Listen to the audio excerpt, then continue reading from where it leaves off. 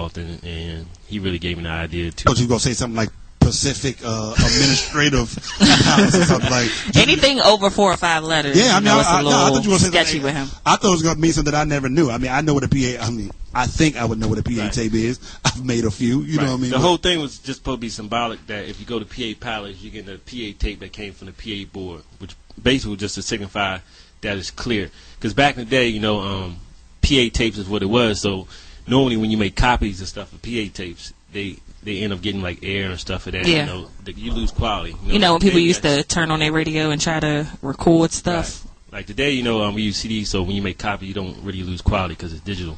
But back in the day, you can get some aired up tape stuff going in and out. But since we got master tape, the tapes coming straight from the board, if you come to PA Palace, you got that better chance of getting a clear copy and not like a hand-me-down. So that was the whole, base behind the name. Just like, that's where we get our tapes from. But I guess people didn't really realize what the PA stood for. But at least they realized what they was getting, which was a nice clear tape. Which location was the very first location? It was good old Capitol Plaza. Good old Capitol Plaza. And Capitol Plaza was like a hangout. Capitol Plaza, they had a, It's crazy because people don't even know where the Capitol Plaza is now. Well, it's crazy because it's reopened. So that's the other thing. Let me ask you this question then. When you initially started, when you finally got it off the ground, what was your honest expectation of what you thought it was going to be? Like, did you think it was going to be successful? Like, what did you think it had the chance of being? Just more of a hustle, except for that I was in a stationary position instead of running around. I never thought that it would blow up to how it was back in the day, which is pretty much late 90s. That's when it was kind of booming. A lot of tape stuff were out. But, when I set up shop, I just expect to make, some extra money. Right. Just like any other little side hustle. I still had a, regular desk job. I was to school for computers. And, so I was sitting in front of a computer at the time. And I was just, running it, part-time or whatever. But after, because what happened was we decided just to get a little push cart in Capitol Plaza. Mm-hmm. Just a little table, and that's what we wanted to do, try from there. But there was a store that was empty, and the mall manager at the time was a lady, and she was real nice. She was like, well, we have an empty store here on the corner, and, you can just occupy that, until somebody wants to move in. And she was going to charge us the same rate. So, we started the whole PA Palace on $500 rent. Wow. And then, just some blank cassette TDK tapes. So it was so it looked bigger than what it was. Yeah. You know what I'm saying? It looked like, wow, you got this big old store and all this and that, but it was still in its infant stages. Right. But like I said, that was Capitol Plaza, the first location, and after 2 months, PA tapes just seemed to be, a whole lot popular.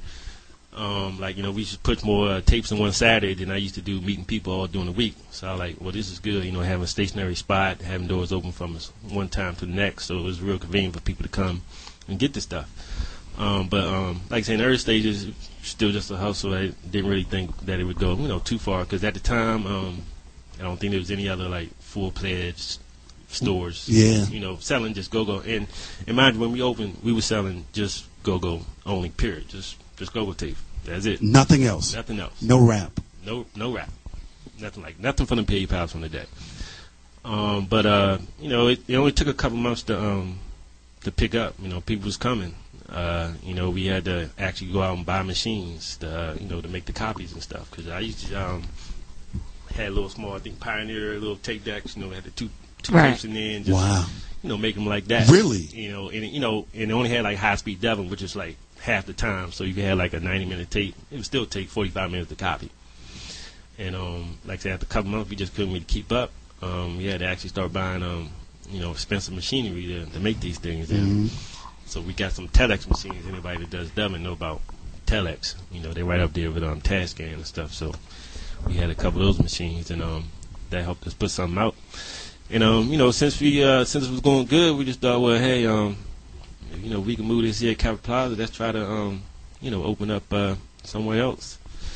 And that's when I started really, getting in contact with a lot of bands. I think Mo Shoulder from Junkyard was like the first guy to reach out to us and really kind of, make sure we actually had some stuff and, was actually supportive. And, shout out to Mo. Yeah, definitely.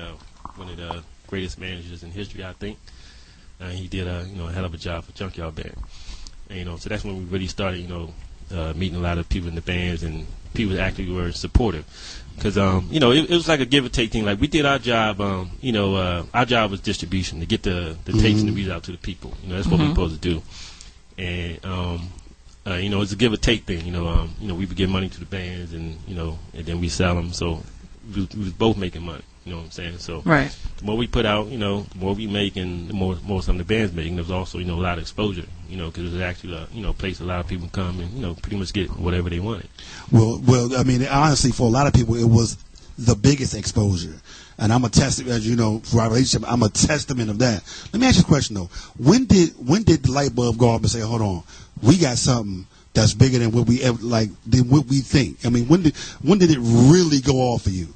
Like, hold on. This is more. It's a demand more than anything. For like 2 or 3 months, but were you surprised at the feedback? Well, yeah, because like I said, it was a lot more. It was a lot more money coming in more than it was trying to reach out to people, and they were coming to you. It was some money coming in back in the day when bands were putting out a lot of stuff. Even though we was paying the bands money, you still could make some more money off it. So right, it wasn't money coming in, so that's why I'd be like, let's use some of this money and try to expand. So then the next place we went was like 2 months later to PG Plaza, and back then PG Plaza was pretty much all black. It's a little change now. Yeah, it's not even a plaza; it's a mall, as they say. So so they was liking that too.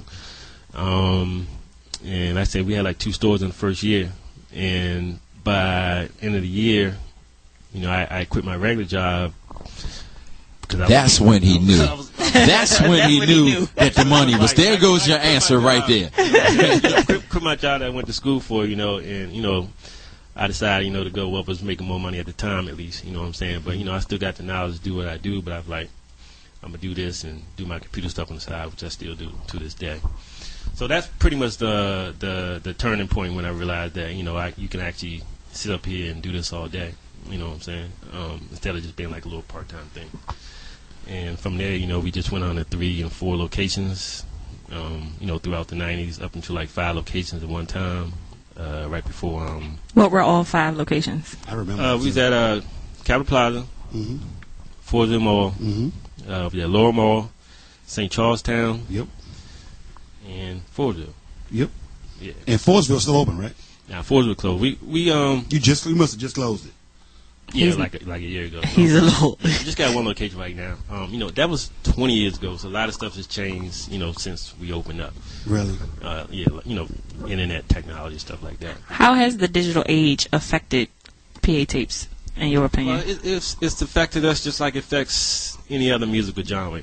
Just look at rap or R&B. Like, how many people go platinum these days? Not many. Not right. many. But back in the day, people go, multiple times platinum. I think I just read the other day that, what's his name, MMG? Rick Ross. Rick Ross, he came out with like, I think 3 albums, but he's never gone platinum on one of them. Even I think Lil Wayne dropped his last album. I think he only did like a way smaller number than his last one. Than he's normally used to doing. Right. So like, people are still liking the music, but they're just not really buying them per se. You know what I'm saying? Because it's just so easy to get. Right. And that comes with the technology. Like when we started, American Line was a cool thing to have in your house. Dial up.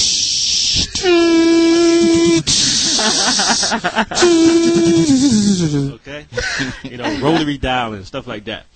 So thing was, if you wanted a go-go tape, you had to go out and get it. If you wanted Lil Wayne's album, you had to go out and get it. If you wanted Chuck Rock, who was a great rapper, you had to go out to the store and you had to buy that record. You know what I'm saying? You couldn't just sit in your home and get it. Right. So that's the difference between 2014 and back in 94 when we started. People had to come out and get it. So that's why all these, the artists, they go multiple platinum because people were buying them. You know what I'm saying? Versus trying to find different downloads. Right. I just think one thing that I really think that people should really note about you, and I really always wanted to ask you this, but let me just tell the story. I'll never forget this.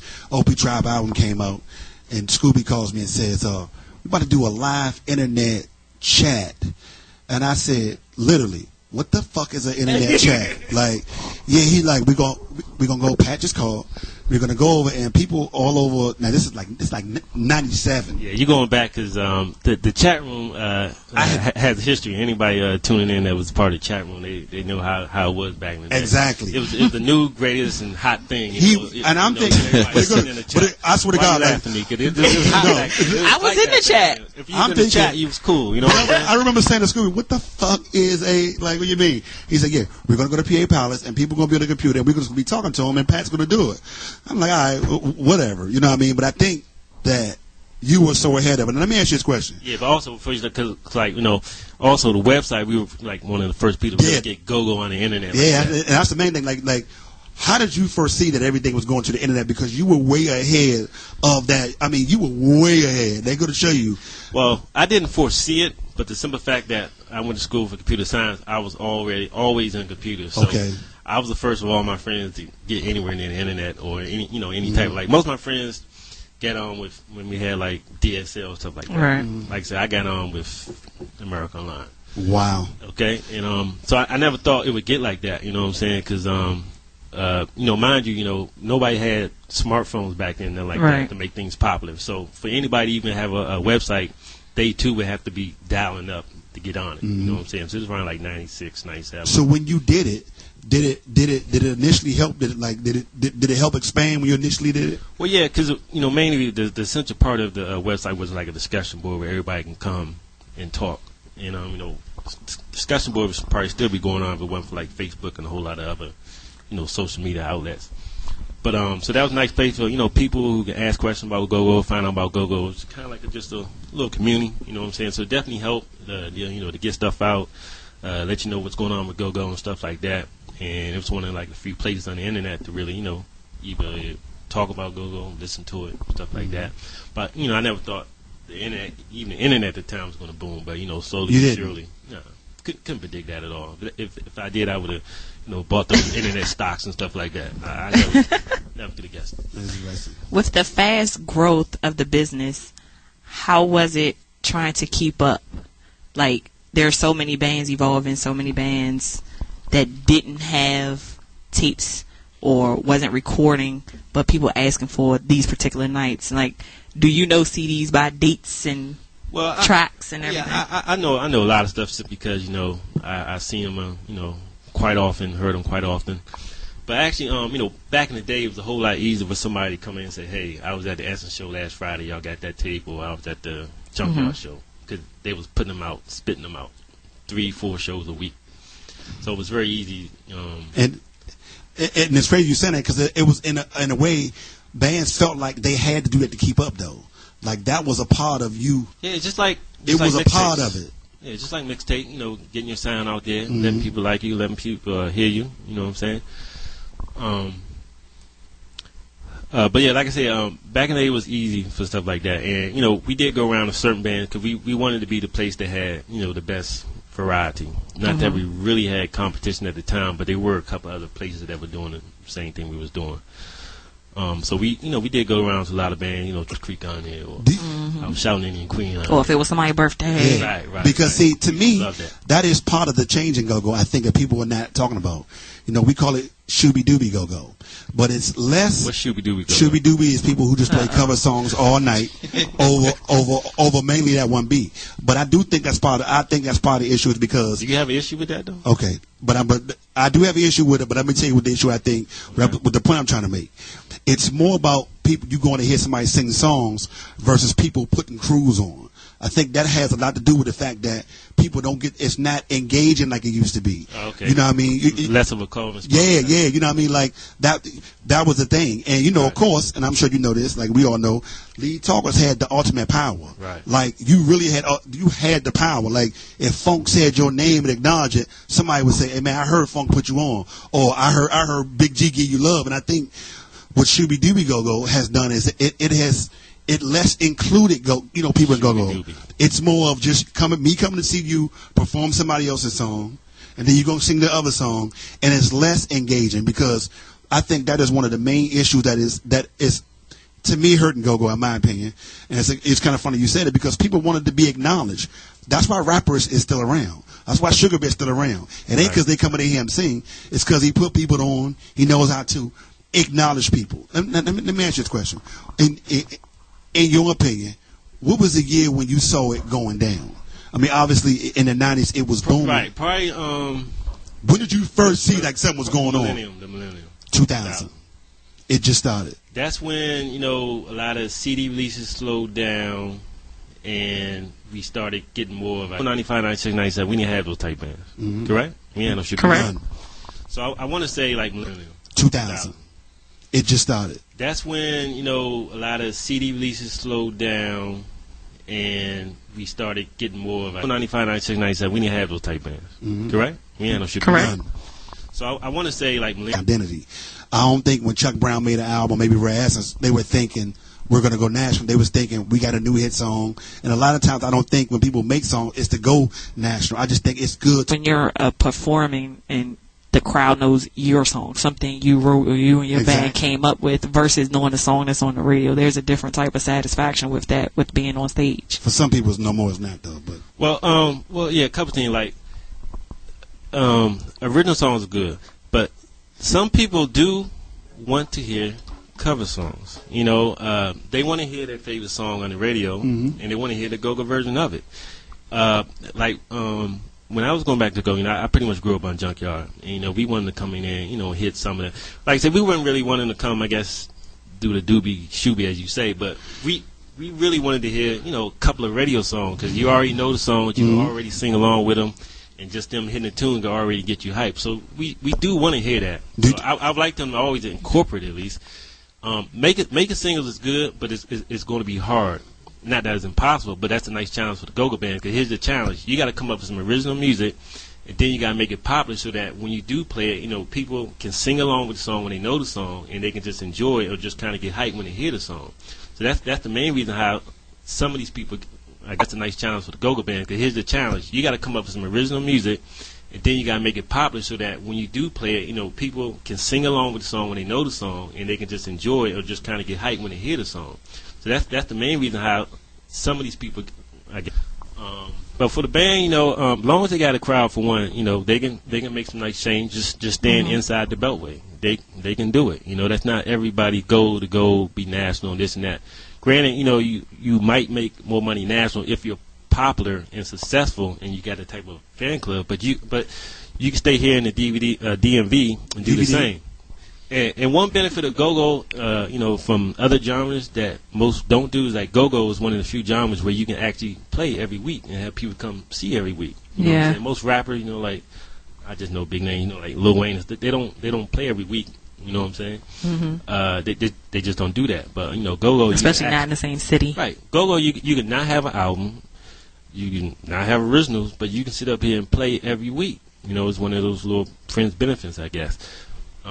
But if they do decide to go national, they'll be in different places, and then what you would hate to do is leave the place where it all began. Leave your fans that were here, that can't see you no more. This is GoGoRadio.com, man. That's it, man. We got PA Bat in the building, man, representing the good PA Palace, sharing his history and his knowledge with us tonight.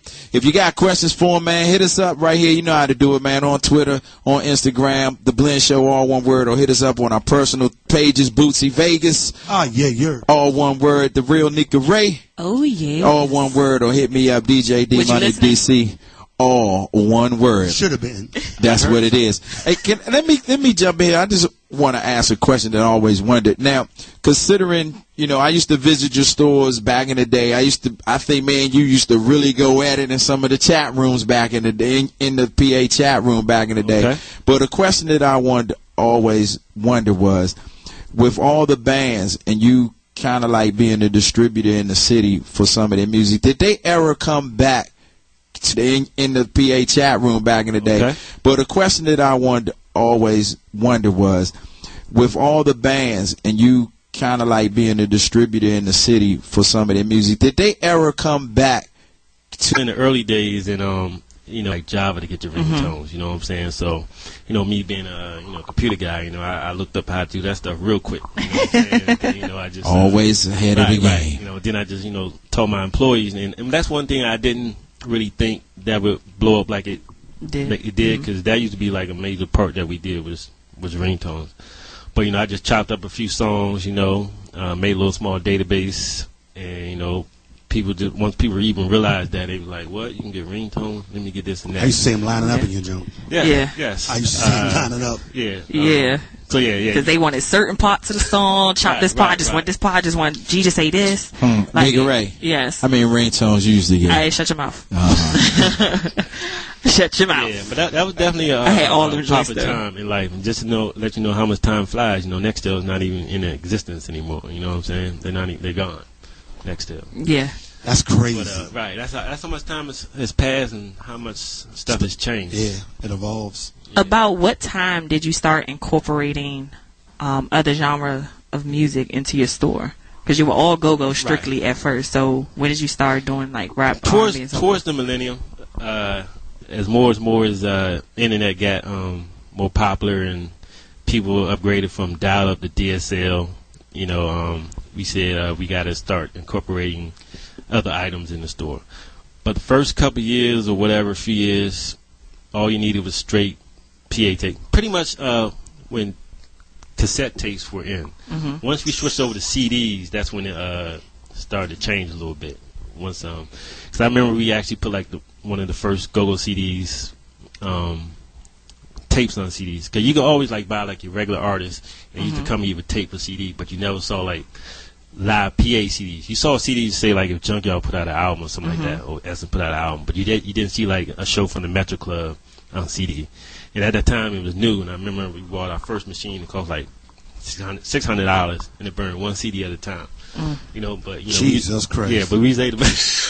That's how it was starting off. But see, we was on it early. As soon as we realized it was a burnout, we hopped up on it. Nobody was doing it at the time, and we was able to sell CDs for a minimum of $25. But people were geeking because they had CD players in their cars, and nobody had go-go CDs because you wouldn't go out and buy this. Like only person that would go out and buy it is somebody who's selling CDs. You wouldn't do it you wouldn't buy one in your house because it costs too much. Yeah. Like I said, I paid $600 for a one little burner, and today you could buy one to put in your laptop or desktop for like $30.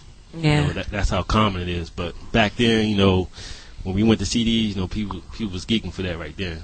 And it's kind of surprising that somebody would geek for a CD, but you couldn't get it. Everything else on cassette. That definitely tell you how time has grown. Yeah. To go from I know, I'm sitting there thinking about it. to go from a tape player Walkman to a CD player, portable CD player, and then when they started incorporating CD players into the cars, people that still had the older model cars went and got the tape adapter to play CDs. That's what I did. But if you hit a bump in your CD player, then you got the skipping. No, you had to have them things that go on the joint that stand still. Yeah. I mean, I'm sitting there listening, and it sounded taking me back. Yeah. I remember I used to beg Pat to take my tapes. Literally, OB, like, please take it. Yeah. Well, I do want to ask this question.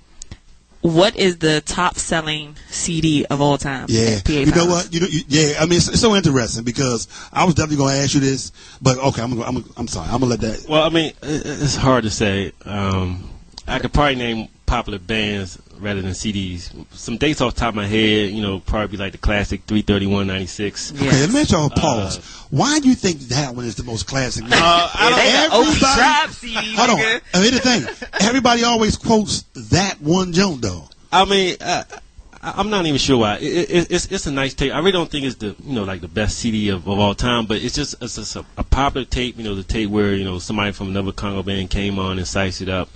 It's just what a lot of people talking about and a lot of people wanting to get, and it's just a nice CD as well. But I wouldn't say it's number one. But that's a date. That's a nice common date that you would. Everybody asks about. Yeah, that's from the Ibex. Right. Like 6393 Metro Club, 6990, and that's when I think Rapper Dude got on the Congos for a song and Smoke was rapping, all that good stuff. Two to your head. Yeah. So that's definitely some classic dates right there. I know I'm missing a whole bunch. Yeah. Okay. Well, how about this? How about I name a band and then you kind of just describe. I guess we can call it a moment or a movement. So how about that? A moment or a movement? I'm pulling answer just moment or movement. No. Well, I mean, if it's a moment, you say it's a moment, they were good, and maybe, or if it's a movement, you tell me why it was a movement. Movement meaning what? They still going doing it? What? A movement means at one point they were just running it. Okay, go ahead. Okay, so I guess the first one I would just ask is Junkyard. And don't nobody take this personal if I say it was just a moment, right?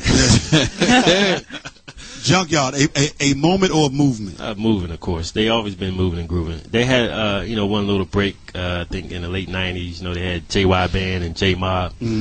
But, they always been keeping it going. That's definitely a movement. Okay, so what was their highlight year? What was the year you think you sold? Early years, 93 to 97.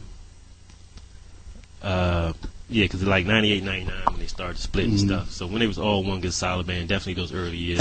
And I do think one thing they had was, and even though I know you may not want to admit this, but don't worry about it, I'll admit it for you. Y'all were really behind Junkyard.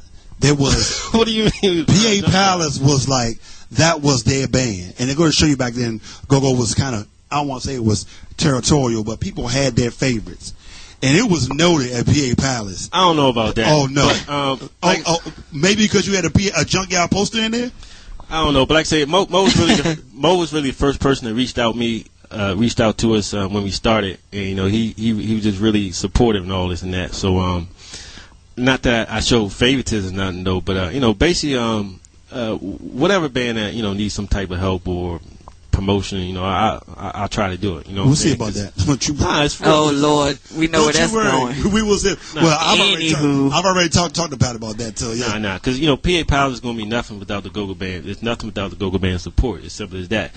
So I'm always going to try to help in any way possible, especially if it's something little like trying to get the word out, some advertising, something like that. I got you. What is PA Pat's favorite band? Who is the favorite band? Junkyard. And if he lied. Really? If he lies, I ain't lying, but I grew up on Junkyard, man. That's what I used to listen to. Used to go on bass and see them and stuff like that. But I grew to like a lot of the bands. Just that Junkyard was first. Junkyard is in your heart. Nah.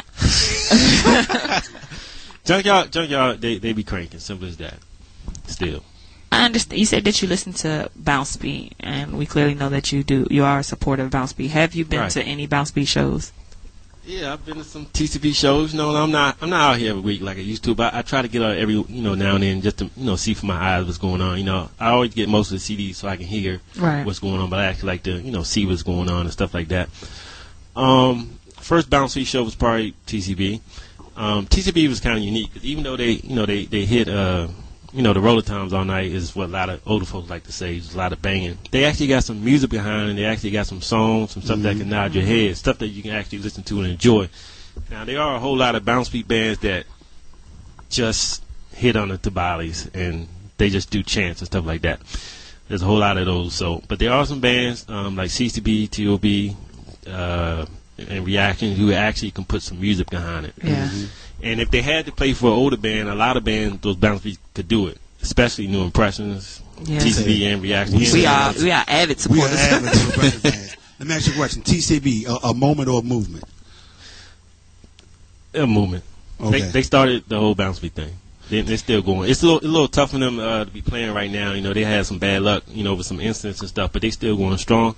But they pretty much started the whole bounce beat thing. So they started the whole bounce beat movement. They're not like a moment in time at all. I want to ask you this. It's a topic that has come up plenty of times on the Blend Show, and we get a different answer each time.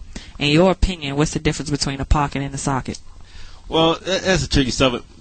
Dog, I hope you're listening. But see, now, I can't argue against some people like, I was just like talking to Rock and Rob the other day about it too, but my first impression of it was a socket normally came in transition. And like when I would hear Junkyard and Bugs hitting it, like, give me a socket. Give me the socket beat. It'd be like at the end of a song, and they go into a socket beat, kind of like a intermission before they get into another song. And, there's always some debate about open hi-hat, close hi-hat, that type stuff in there, though. But normally, I normally thought you would have a socket beat in a intermission between a song. Like ending the song, then you go on the socket beat. Now the pocket could be just like anything. You could be singing a love song. And then they were like, hold it now, and then they could just put it in the pocket. You know, more like it's just like a groove. You know what I'm saying? Is what I call like a pocket. It's just a constant groove, and that can happen in any song at any moment, as long as the lead talker call it. Because we get a different answer. But normally, if you do, every time, I love it though. That might be the most different. Like Big G does it too. He'll be like, you know, give me the socket beat. It's normally at the That's end what of a song. Big G say, give me a socket. All right, man, don't quote me on it. It makes a socket beat, cuz. But normally it's a transition at the end of the song. They do the soccer beat before they start another song. But not like I never really been like in a song like and then they soccer beat. You know what I'm saying? No, I got you. That's how I normally define it. But I know people might say differently. But when I hear that's normally when I know. What do you think? Your definition is your definition. Okay, let me ask you another moment of movement in between all these questions. Huckabucks, were they a moment or were they a movement? Well, they were a moment because they was only out here like 2 years, believe it or not. But man, they made some noise. Now, a lot of people didn't really like them. I'm not sure why, but if you actually sit there and listen to them, they made some good music. And last time I checked with Liaison, who was pretty much the number one distributor of albums, that is. Yeah. They had the most selling ever over everybody. Now, they could including Razzles? Everybody. They were popular. See, no, I'm hip though. No, I knew that. Now, I know in Richmond. I'm pretty sure Becky can correct me on this. Things might have changed now, but at that point in time, they were the most popular selling album with the Huckabucks. And you know, they had a lot of radio help at the time, and back in the '90s, that was kind of rare a little bit. You didn't really have a whole lot of play, but there was still some go on the radio back then. Shoot, I don't know if y'all remember WDJY, Never Strong Song. That was all we back in. Hold up, that sounds like a challenge for DJ D Money. Why gotta be me? Nah. But like I said, I would say that movement, they didn't last too long. I'm not sure what happened. They put out two great albums, I thought. I did too. And they mixed some congos and some breakdowns. Bouncy wasn't really out then, but they had a combination of breakdowns and congos, and I thought it was a nice, good mixture of music. But when they first came out, a lot of people used to chuckle at them. I'm not too sure why. Well, they chuckled because they were a put-together band, and everybody knows. And they also know that there wasn't them playing in the studio, so everybody kind of knew that. So in some ways, it was like they were like cheating. Like if Opie Tribe would have had. Some people were there in the studio. Oh, okay. So I know. Ricky, he was there singing. Okay, but I'm talking about the musicians, the people who played the instruments. Blue Out Darrell playing drums, Roy Bowder playing the keyboard, Petey playing the congos. You know what I mean? Like so, it was it was kind of like a lot of people, including me. It was like cheating almost. Well, it's studio. So yeah, you're right. No, you're right. Studio, you're right. But as kids, right. and everything's supposed to be on the up and up. It's supposed to be like everything's supposed to be real hip hop and real go go. Right. In a way, it was like cheating. But I actually grew to respect what they did too. Right. I do want to give you this comment. Shout out to Uncle Schooner. He said to ask you if you remember Carrie Chill Sam versus Southside Internet Beef. Yeah, man, that's part of that internet crew, man. Shout out to Schooner, man. He's going way back, man. Shoot, that's just one of the funny moments, man. There's so many funny moments. I don't know how you, Renika, and E missed out on all this, man. We used to have a great time. No, I was online. Trust and believe that. But it was just. I was always quiet. I was never really vocal. I just watched it. I didn't participate. Yeah. I was nosy. That was one of the funny moments, man. If I actually get up a list, we could be dying laughing here all evening, man. That's but like I said, social media is pretty much taking that over now. Yeah. Twitter, which I can't even keep up with. Yeah. And I'm only on Facebook because everybody else is. As simple as that. I never would have went there. I was on MySpace. I would have stuck there, but everybody left. And, you and Billy the Kid, two blast people so on I was MySpace. Like forced to go here, and so I'm here. So, but I don't have any problems with Facebook. I think it's real good for information. Real good information. Sometimes there's no filter on the information, but because everybody be putting every day is a false story. I'm sorry, nigga. No, you're fine.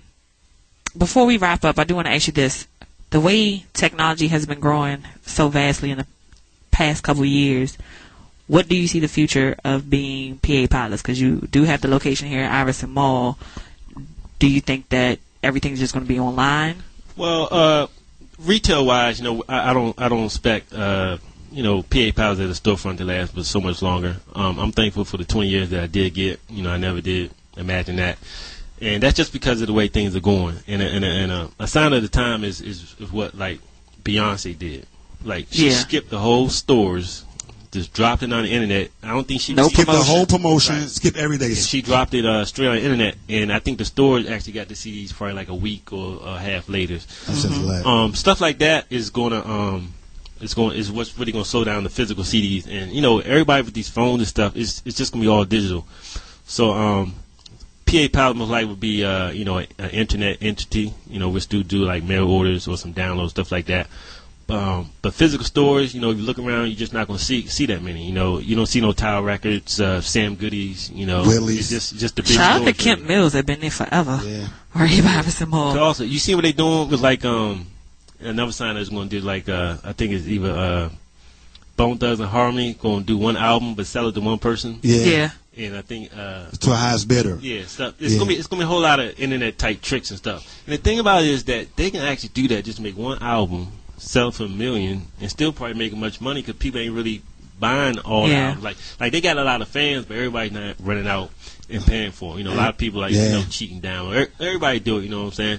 But it's just the way of that is heading. You know what I'm saying? That digital era. So it's gonna be a lot of people like it kind of comes down to money though, because like, you know, we don't have to sell albums anymore. We can just make one. As long as there's a buyer out there who can pay the same amount, it doesn't really matter if you get $2 million from one person or $2 million from hundreds of thousands. Yeah. And so long as the artists get their money, and plus they're gonna look and learn from these people doing this. And if they talking about they can do this, people gonna keep doing it. Like, I mean, I'm not mad at them. You know, making money any way you can, but yeah, it's going to turn, you know, digital. You're just not going to see a whole lot of CD storefronts and stuff like that. I always wanted to ask this question. I'm sorry, Nick. I always wanted to ask this question. If you could put a number on it, how many PA tapes you think Northeast Growers, you know what I mean? Like, I would look on the line. I argue with somebody that I think Backyard, I think Rare Essence has probably sold over 4 to 5 million PA tapes or whatever. If you had to put a number on it, how many PA tapes do you think Rare Essence? I mean, let's go down the line. How many PA tapes you think they have sold? Well, since they started. Since you started. Oh, I don't know. And plus, you know, like some bands like Essence slowed down and started releasing stuff in 2000, so we didn't really have them for that long. A lot of bands would have an advantage. You know, like when we started, we was messing with Backyard. We was messing with Groovers, so they've been, you know, spending them out and still spending $1 million, $2 million. Give me a guesstimation. $1 million that's a lot. I would say definitely in over the years now. That's long. Hundreds of thousands. No, I always wanted to ask you that question. I'm about to say that might be just from him, but you got to realize there's other entities now that sell it, so it could be combined. It may be back in the day when bands were putting out tapes, I realized it was a big deal. It was a big thing out there, you know. And like I said, I wasn't the only person selling them. There was a lot of people, you know, on the streets or doing what they do. But if you are a go-go band and you make good music, there are some people that want to listen to you. It's as simple as that. You know what I'm saying? So true that. Well, let me ask you this really quick. I know you went from just go-go to rap and R&B CDs. What else do you sell, and how can they get to you and get that from you?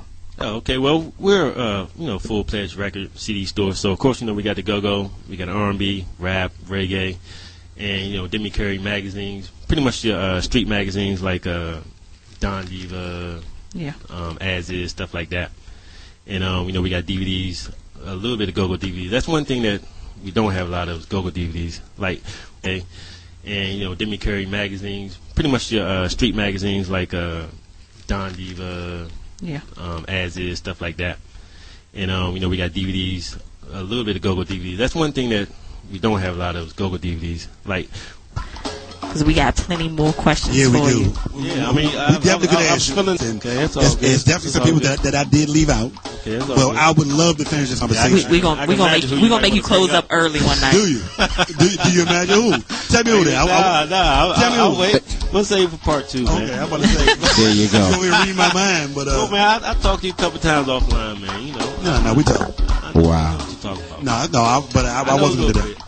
Hey, you know. I might not, but if it's a surprise, it's a surprise. But you know, I'll answer it whatever you know I feel. No, I would love your insight, because I think it's a lot more that you can share. You're a knowledgeable guy, and obviously your commitment to go-go is loyal because you've been around, man. I'm just glad you came, man. Yeah, I'm just, I just been following. I just learned a lot because I happen to have access to a lot of stuff, so I can, listen, read a little bit on it. Anytime anybody wants any type of insight, I'm more than happy to give it to them. I'm not saying I know it all, but I can at least tell you what I do know. You know what I'm saying? That's what it is, man. I hope the bands of today, tomorrow heard that. All right. Hey, look here, man. It is the Blend Show. We took it right up to the 10 o'clock hour. Once again, man, I want to thank my man Pat for coming through.